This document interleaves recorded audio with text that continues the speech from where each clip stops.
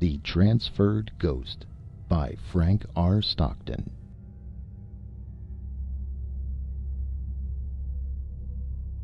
The country residence of Mr. John Hinckman was a delightful place to me for many reasons. It was the abode of a genial, though somewhat impulsive hospitality. It had broad, smooth-shaven lawns, and towering oaks and elms. There were bosky shades at several points, and not far from the house there was a little rill spanned by a rustic bridge with the bark on. There were fruits and flowers, pleasant people, chess, billiards, rides, walks, and fishing. These were great attractions, but none of them, nor all of them together, would have been sufficient to hold me to the place very long. I had been invited for the trout season, but should probably have finished my visit early in the summer had it not been that upon fair days, when the grass was dry and the sun was not too hot, and there was but little wind, there strolled beneath the lofty elms, or passed lightly through the bosky shades, the form of my Madeline. This lady was not, in very truth, my Madeline. She had never given herself to me, nor had I in any way acquired possession of her. But as I considered her possession the only sufficient reason for the continuance of my existence, I called her in my reveries mine. It may have been that I would not have been obliged to confine the use of this possessive pronoun to my reveries, had I confessed the state of my feelings to the lady. But this was an unusually difficult thing to do. Not only did I dread, as almost all lovers dread, taking the step which would in an instant put an end to that delightful season which may be termed the ante-interrogatory period of love, and which might at the same time terminate all intercourse or connection with the object of my passion, but I was also dreadfully afraid of John Hinckman. This gentleman was a good friend of mine, but it would have required a bolder man than I was at that time to ask him for the gift of his niece, who was the head of his household, and, according to his own frequent statement, the main prop of his declining years. Had Madeline acquiesced in my general views on the subject, I might have felt encouraged to open the matter to Mr. Hinckman, but, as I said before, I had never asked her whether or not she would be mine. I thought of these things at all hours of the day and night, particularly the latter. I was lying awake one night in the great bed in my spacious chamber, when, by the dim light of the new moon, which partially filled the room, I saw John Hinckman standing by a large chair near the door. I was very much surprised at this, for two reasons. In the first place, my host had never before come into my room, and in the second place, he had gone from home that morning, and had not expected to return for several days. It was for this reason that I had been able that evening to sit much later than usual with Madeline on the moonlit porch. The figure was certainly that of John Hinckman in his ordinary dress, but there was a vagueness and indistinctness about it which presently assured me that it was a ghost. Had the good old man been murdered? And had his spirit come to tell me of the deed, and to confide to me the protection of his dear... My heart fluttered at what I was about to think, but at this instant the figure spoke. "Do you know," he said, with a countenance that indicated anxiety, "if Mr. Hinckman will return tonight?" I thought it well to maintain a calm exterior, and I answered, "We do not expect him." "I am glad of that," said he, sinking into the chair by which he stood. "During the 2 years and a half that I have inhabited this house, that man has never before been away for a single night. You can't imagine the relief it gives me." And as he spoke he stretched out his legs and leaned back in the chair. His form became less vague, and the colors of his garments more distinct and evident, while an expression of gratified relief succeeded to the anxiety of his countenance. 2 years and a half?" I exclaimed. I don't understand you." "It is fully that length of time," said the ghost, "since I first came here. Mine is not an ordinary case, but before I say anything more about it, let me ask you again if you are sure Mr. Hinckman will not return tonight." "I am as sure of it as I can be of anything," I answered. "He left today for Bristol, 200 miles away." "Then I will go on," said the ghost, "for I am glad to have the opportunity of talking to someone who will listen to me. But if John Hinckman should come in and catch me here, I should be frightened out of my wits." "This is all very strange," I said, greatly puzzled by what I had heard. "Are you the ghost of Mr. Hinckman?" This was a bold question, but my mind was so full of other emotions that there seemed to be no room for that of fear. "Yes, I am his ghost," my companion replied, "and yet I have no right to be. And this is what makes me so uneasy and so much afraid of him.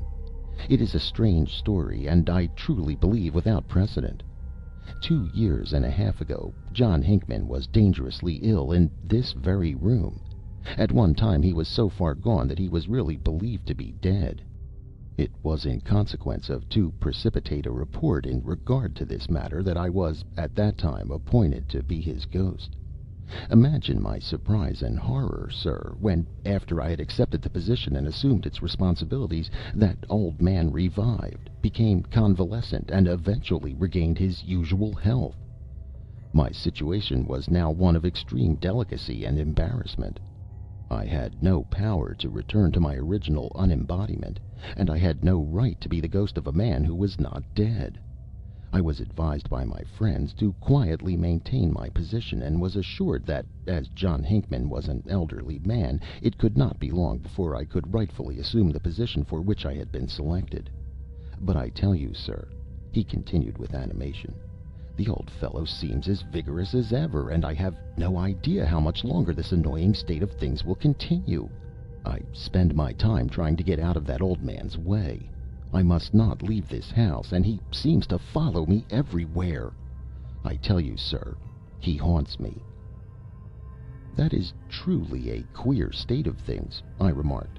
"But why are you afraid of him? He couldn't hurt you." "Of course he couldn't," said the ghost, "but his very presence is a shock and terror to me. Imagine, sir, how you would feel if my case were yours." I could not imagine such a thing at all. I simply shuddered. "And if one must be a wrongful ghost at all," the apparition continued, "it would be much pleasanter to be the ghost of some man other than John Hinckman. There is in him an irascibility of temper, accompanied by a facility of invective which is seldom met with. And what would happen if he were to see me, and find out, as I am sure he would, how long and why I had inhabited his house, I can scarcely conceive. I have seen him in his bursts of passion, and although he did not hurt the people he stormed at any more than he would hurt me, they seemed to shrink before him." All this I knew to be very true. Had it not been for the peculiarity of Mr. Hinckman, I might have been more willing to talk to him about his niece. "I feel sorry for you," I said, for I really began to have a sympathetic feeling towards this unfortunate apparition. "Your case is indeed a hard one. It reminds me of those persons who have had doubles, and I suppose a man would often be very angry indeed when he found that there was another being who was personating himself." "Oh, the cases are not similar at all," said the ghost. "A double, or doppelganger, lives on the earth with a man, and, being exactly like him, he makes all sorts of trouble, of course. It is very different with me. I am not here to live with Mr. Hinckman. I am here to take his place. Now, it would make John Hinckman very angry if he knew that. Don't you know it would?" I assented promptly. "Now that he is away, I can be easy for a little while," continued the ghost, "and I am so glad to have an opportunity of talking to you. I have frequently come into your room and watched you while you slept, but did not dare to speak to you for fear that if you talked with me Mr. Hinckman would hear you and come into the room to know why you were talking to yourself."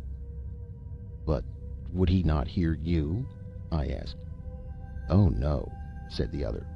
"There are times when anyone may see me, but no one hears me except the person to whom I address myself." "But why did you wish to speak to me?" I asked. "Because," replied the ghost, "I like occasionally to talk to people, and especially to someone like yourself, whose mind is so troubled and perturbed that you are not likely to be frightened by a visit from one of us. But I particularly wanted to ask you to do me a favor. There is every probability, so far as I can see, that John Hinckman will live a long time, and my situation is becoming insupportable. My great object at present is to get myself transferred, and I think that you may perhaps be of use to me." "Transferred!" I exclaimed. "What do you mean by that?" "What I mean," said the other, "is this. Now that I have started on my career, I have got to be the ghost of somebody, and I want to be the ghost of a man who is really dead." "I should think that would be easy enough," I said. "Opportunities must continually occur." "Not at all, not at all," said my companion quickly. "You have no idea what a rush and pressure there is for situations of this kind. Whenever a vacancy occurs, if I may express myself in that way, there are crowds of applications for the ghost ship." "I had no idea that such a state of things existed," I said, becoming quite interested in the matter. "There ought to be some regular system or order of precedence by which you could all take your turns, like customers in a barber's shop." "Oh dear, that would never do at all," said the other. "Some of us would have to wait forever. There is always a great rush whenever a good ghost ship offers itself, while, as you know, there are some positions that no one would care for. And it was in consequence of my being in too great a hurry on an occasion of the kind that I got myself into my present disagreeable predicament, and I have thought that it might be possible that you would help me out of it. You might know of a case where an opportunity for a ghost ship was not generally expected, but which might present itself at any moment. If you would give me short notice, I know I could arrange for a transfer." "What do you mean?" I exclaimed. Do you want me to commit suicide, or to undertake a murder for your benefit?"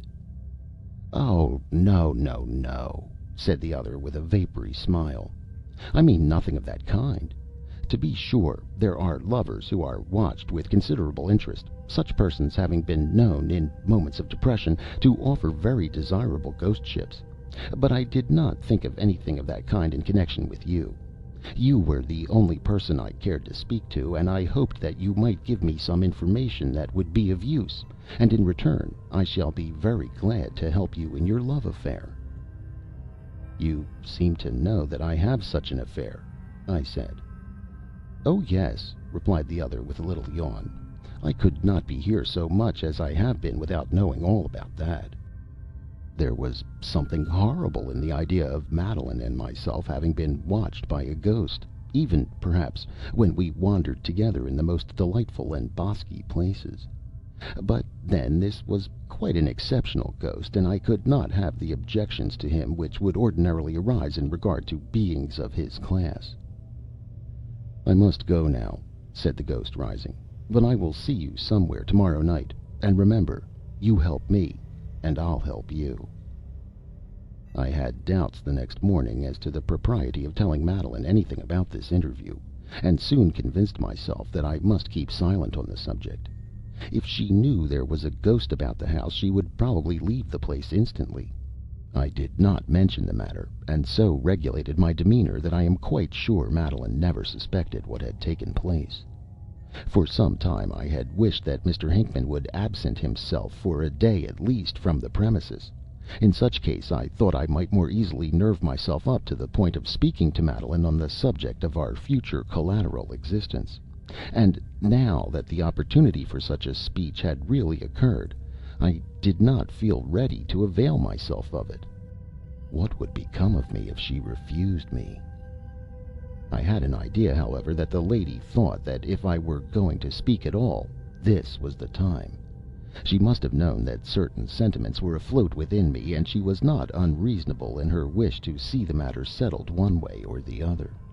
But I did not feel like taking a bold step in the dark.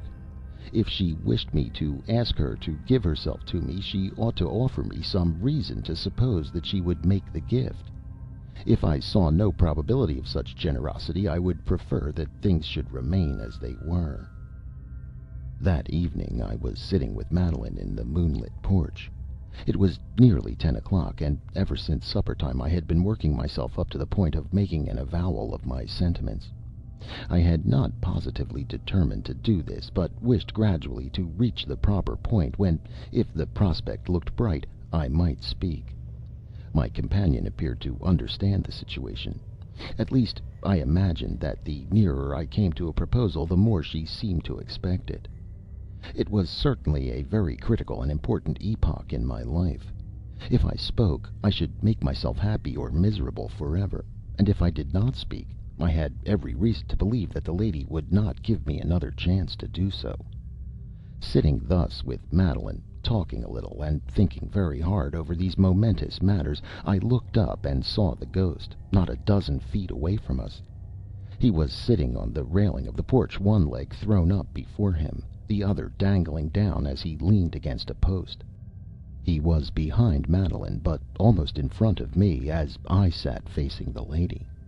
It was fortunate that Madeline was looking out over the landscape, for I must have appeared very much startled. The ghost had told me that he would see me some time this night, but I did not think he would make his appearance when I was in the company of Madeline. If she should see the spirit of her uncle, I could not answer for the consequences. I made no exclamation, but the ghost evidently saw that I was troubled. "Don't be afraid," he said. "I shall not let her see me, and she cannot hear me speak unless I address myself to her, which I do not intend to do." I suppose I looked grateful. "So you need not trouble yourself about that," the ghost continued. "But it seems to me that you are not getting along very well with your affair. If I were you, I should speak out without waiting any longer. You will never have a better chance. You are not likely to be interrupted, and so far as I can judge, the lady seems disposed to listen to you favorably, that is, if she ever intends to do so. There is no knowing when John Hinckman will go away again. Certainly not this summer. If I were in your place, I should never dare to make love to Hinckman's niece if he were anywhere about the place. If he should catch anyone offering himself to Miss Madeline, he would then be a terrible man to encounter." I agreed perfectly to all this. "I cannot bear to think of him!" I ejaculated aloud. "Think of whom?" asked Madeline, turning quickly toward me. Here was an awkward situation. The long speech of the ghost, to which Madeline paid no attention, but which I heard with perfect distinctness, had made me forget myself. It was necessary to explain quickly. Of course, it would not do to admit that it was of her dear uncle that I was speaking, and so I mentioned hastily the first name I thought of. "Mr. Villars," I said. This statement was entirely correct, for I never could bear to think of Mr. Villars, who was a gentleman who had at various times paid much attention to Madeline.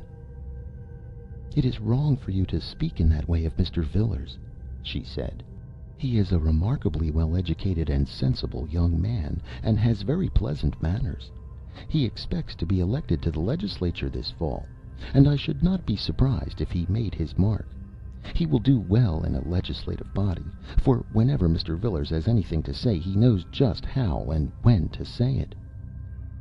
This was spoken very quietly, and without any show of resentment, which was all very natural, for if Madeline thought at all favorably of me, she could not feel displeased that I should have disagreeable emotions in regard to a possible rival. The concluding words contained a hint which I was not slow to understand. I felt very sure that if Mr. Villars were in my present position, he would speak quickly enough. "I know it is wrong to have such ideas about a person," I said, "but I cannot help it." The lady did not chide me, and after this she seemed even in a softer mood. As for me, I felt considerably annoyed, for I had not wished to admit that any thought of Mr. Villars had ever occupied my mind.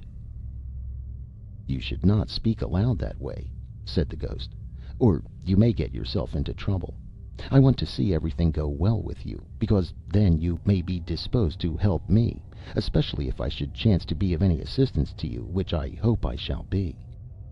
I longed to tell him that there was no way in which he could help me so much as by taking his instant departure.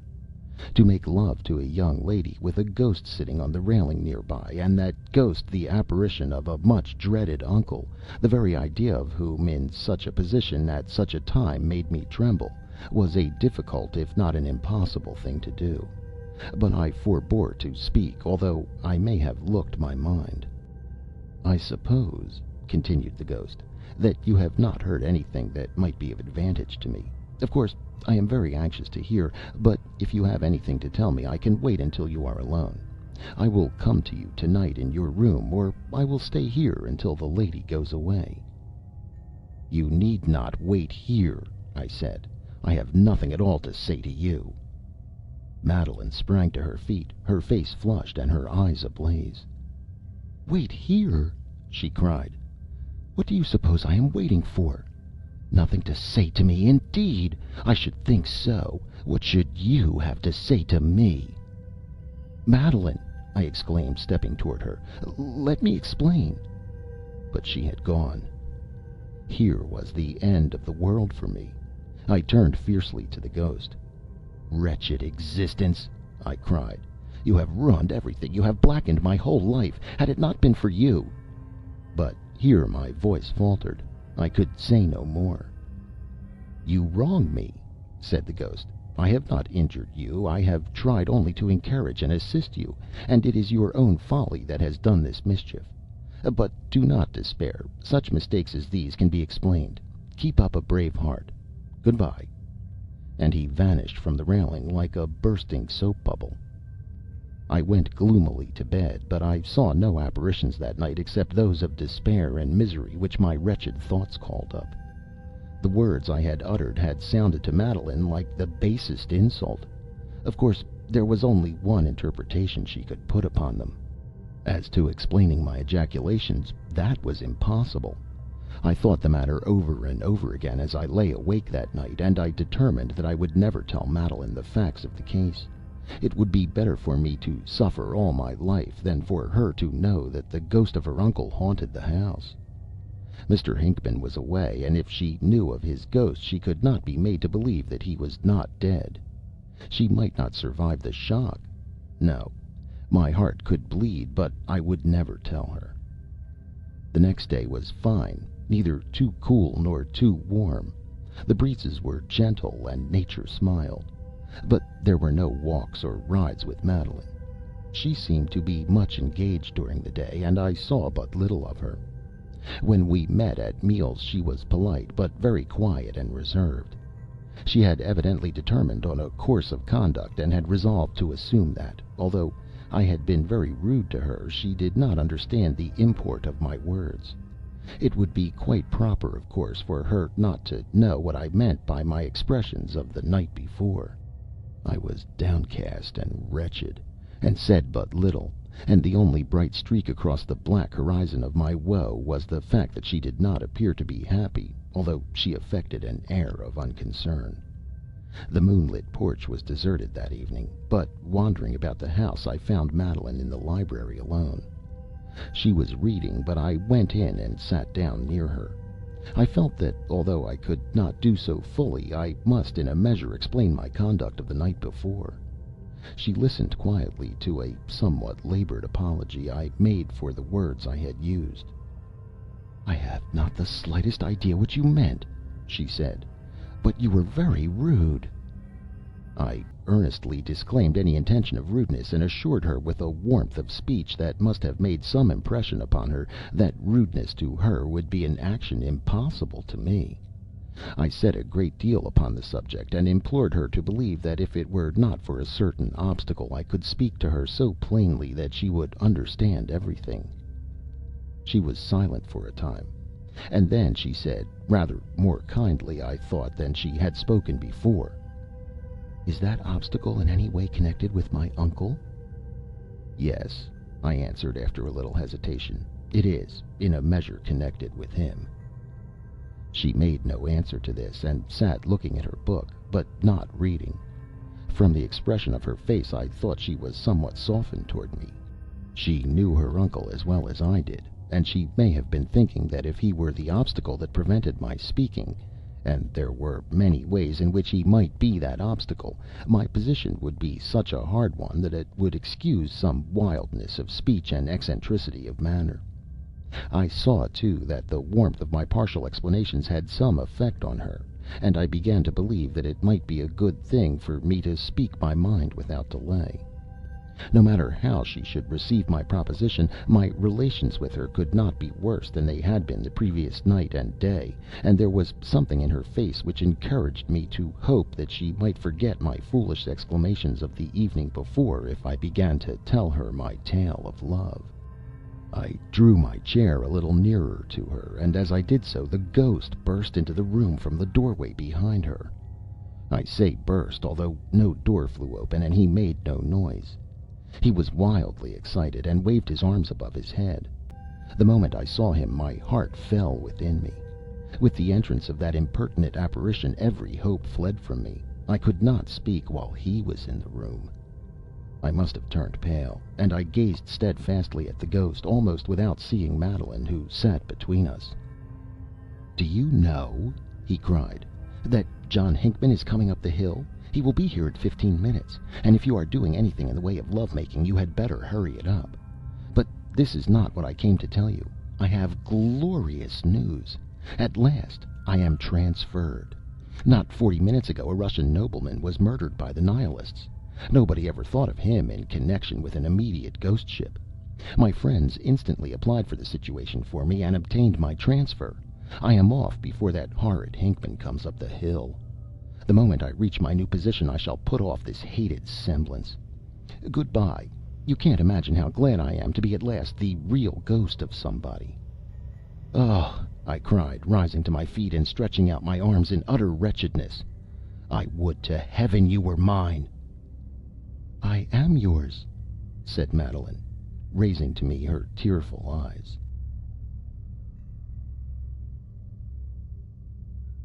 End of The Transferred Ghost by Frank R. Stockton.